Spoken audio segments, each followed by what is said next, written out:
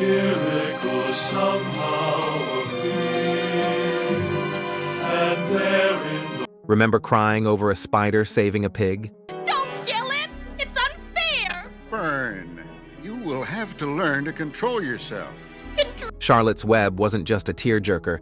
It was a production disaster that destroyed careers, traumatized child actors, and exposed Hollywood's cruelty behind wholesome animation. Behind those beautiful songs and Debbie Reynolds' voice, or just a moment to be hard, lurked budget nightmares, exploitative labor practices, and deaths that haunt the film's legacy. See what I see? Some pig. You don't suppose that spider? Let's count down 20 shocking facts about the movie that weaponized childhood grief for profit. 20. Hanna-Barbera made it out of desperation. Hanna-Barbera was hemorrhaging money in 1973, hemorrhaging prestige after years of cheap Saturday morning cartoons.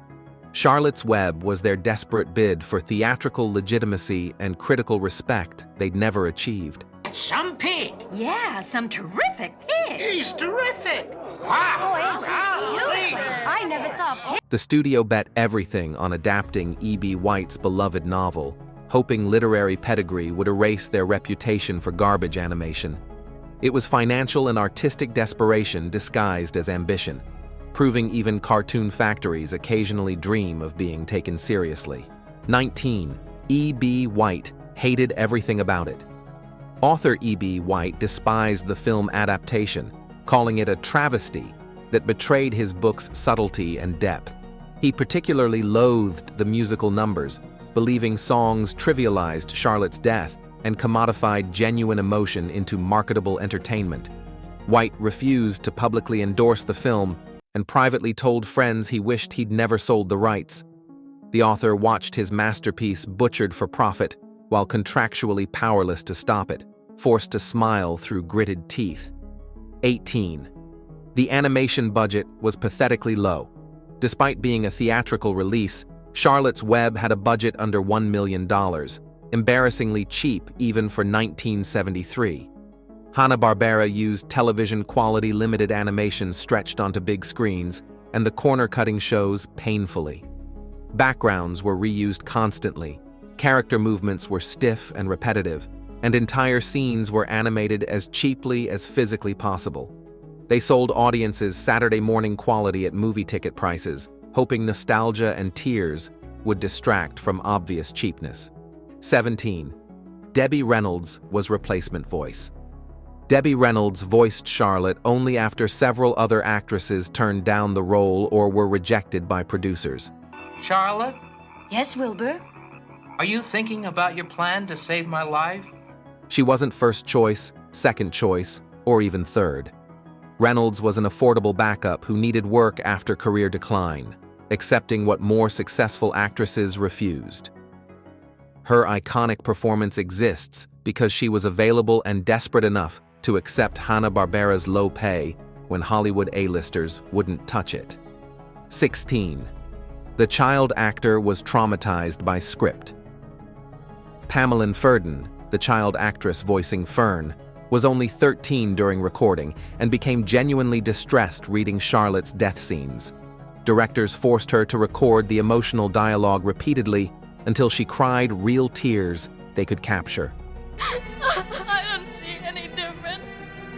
This is the most terrible case of an...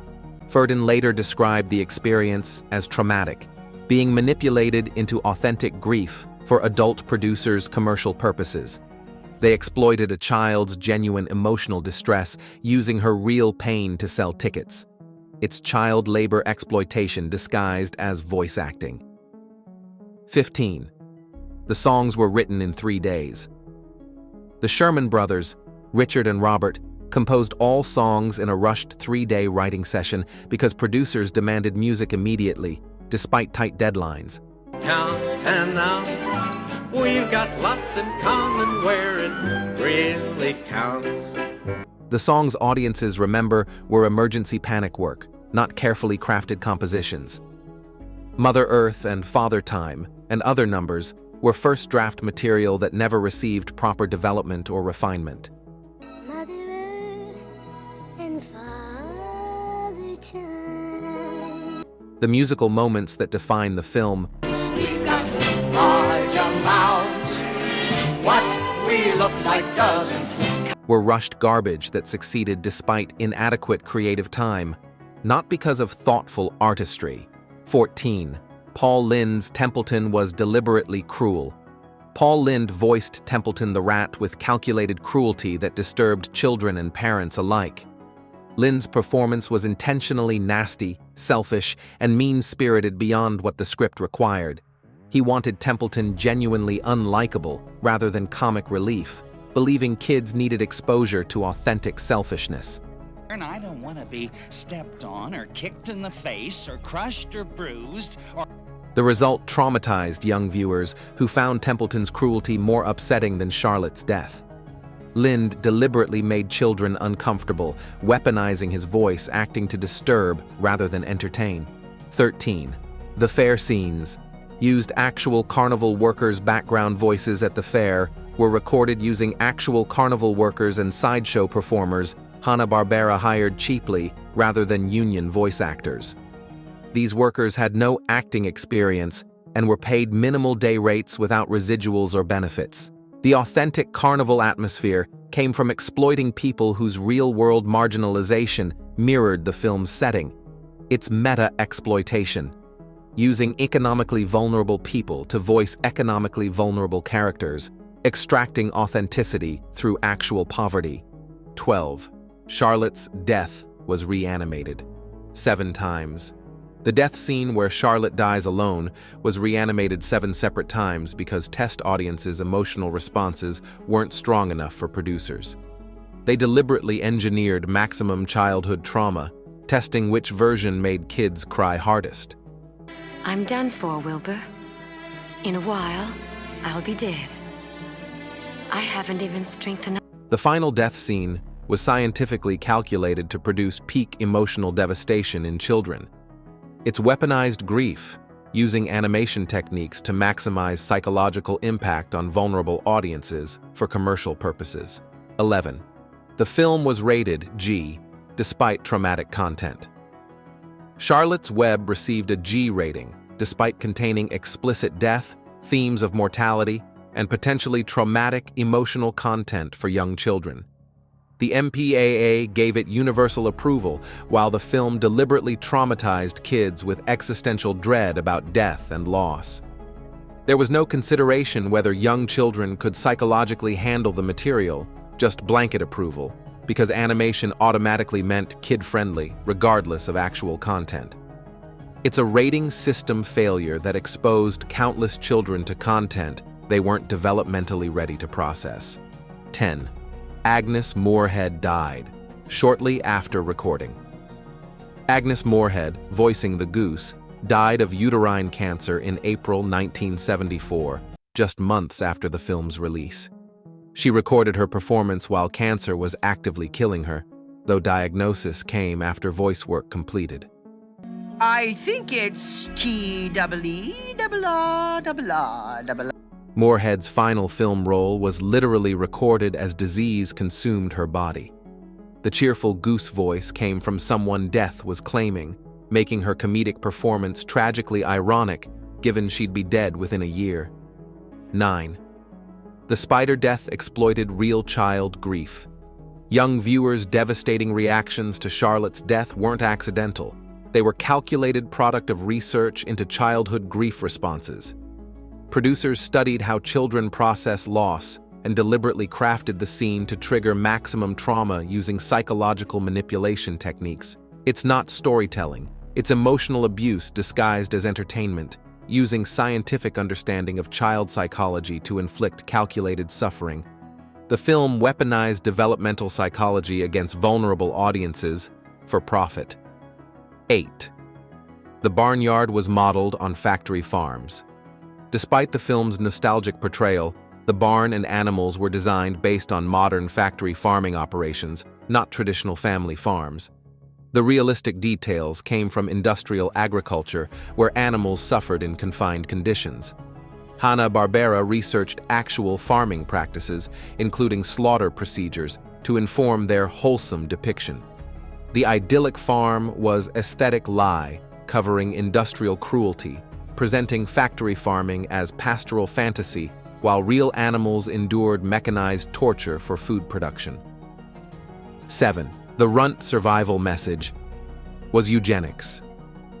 The film's central premise, saving the runt from slaughter, inadvertently promoted selective breeding principles and disguised eugenics ideology. Wilbur only deserves life after proving his genetic worth through prize-winning qualities, suggesting value comes from superior traits. The some pig message implies most animals aren't special enough to save, only exceptional ones merit preservation. It's a troubling ideology wrapped in heartwarming packaging, teaching children that beings must prove worthiness to justify their existence. 6. Martha Scott replaced. Mid-production. Martha Scott, originally cast as Mrs. Arable, was fired mid-production after directors deemed her voice too old and unsympathetic. Her completed recordings were deleted, and another actress re-recorded everything, wasting work and money. Scott received minimal compensation despite being fired through no fault. Directors simply changed their minds about casting. It's Hollywood cruelty, discarding artists as disposable commodities, destroying work and careers over subjective whims without consequences for decision-makers. 5. The home video release included hidden slaughterhouse footage. Early VHS releases accidentally included brief frames of actual slaughterhouse footage that editors mistakenly inserted during scene transitions. The subliminal imagery of real animal slaughter was discovered by frame-by-frame analysts decades later. Whether deliberate message or editing error, actual death imagery was embedded in children's film about saving animals.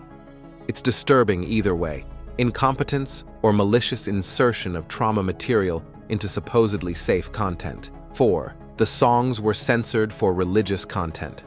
Original song lyrics contained religious references and spiritual themes that were censored from final versions over concerns about church-state separation and offending non-Christian audiences. The Sherman Brothers wrote explicitly Christian content that producers forced them to sanitize into vague spirituality. The songs audiences heard were ideologically neutered versions, stripped of original meaning, proving even children's entertainment couldn't escape culture war censorship and commercial pressure to offend nobody. 3. Paul Lynde's performance was posthumously controversial. Decades after release, critics recognized Paul Lynde's Templeton performance contained coded gay stereotypes that hadn't been obvious in 1973. Lynde, a closeted gay man, embedded queer-coded mannerisms that read as general unpleasantness to straight audiences, but registered as stereotypical gay villainy to LGBTQ viewers. The performance contributed to decades of associating homosexuality with selfishness and moral corruption through children's entertainment. It's internalized homophobia or subversive queerness, depending on interpretation, but either way, it's problematic representation. 2. E.B. White's estate blocked sequels forever. After witnessing the film adaptation, E.B. White's estate established ironclad legal restrictions preventing any future Charlotte's Web adaptations, sequels, or derivative works during their control period. White's family was so disgusted by Hanna-Barbera's treatment that they legally ensured it couldn't happen again. The film so thoroughly betrayed the source material that White's heirs spent decades protecting it from further exploitation. It's the ultimate artistic rejection, family legally declaring the adaptation was a mistake that must never be repeated. 1. The film normalized animal slaughter for children. Charlotte's Web's greatest harm was teaching children that animal slaughter was natural, acceptable, and only occasionally worth preventing for special individuals. The film presented industrialized killing as normal background reality, with salvation reserved for exceptional cases proving their worth. It normalized meat industry brutality while pretending to oppose it, conditioning young viewers to accept systematic violence against animals as inevitable. The tearjerker Was propaganda making children complicit in normalized cruelty they'd perpetuate as adults? From suicidal voice actors and weaponized child psychology to eugenics messaging and normalized slaughter, Charlotte's Web proves some childhood classics weaponize innocence for darker purposes. If these revelations shocked you, hit that subscribe button so we can keep exposing what's really spinning in entertainment's web. Keep your tissues ready and your critical thinking sharper. Some pig, some psychological manipulation.